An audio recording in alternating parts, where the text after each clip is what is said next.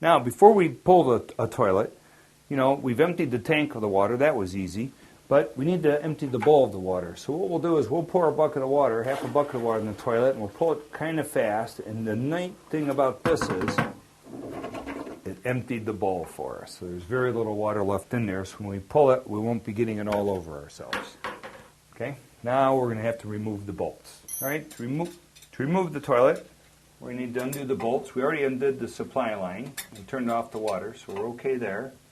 We need to get the cap off. There we go. Expose the bolt. Looks like it's a 1/2 inch. There we go. Little burr from the plumber that cut the bolt off that installed this. Hopefully that comes off nice and neat, which it did. That's my kind of plumber.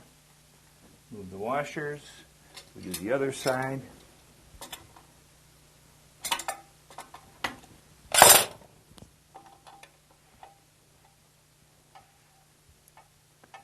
There we go. Get this and the washer off. Now we'll see how well this toilet was grouted or caulked to the floor. That may or may not be an issue for us. A little left and a little right, and it's going to come off just fine. Okay, we yank the toilet. We expose the plastic closet flange because this is a newer building. We see the bolts are still intact in the flange. Life is good. We check the wax ring to see if there's been any leakage on the wax ring. Okay, now everything looks fine. A stick, some of the wax ring, put a new, install the toilet.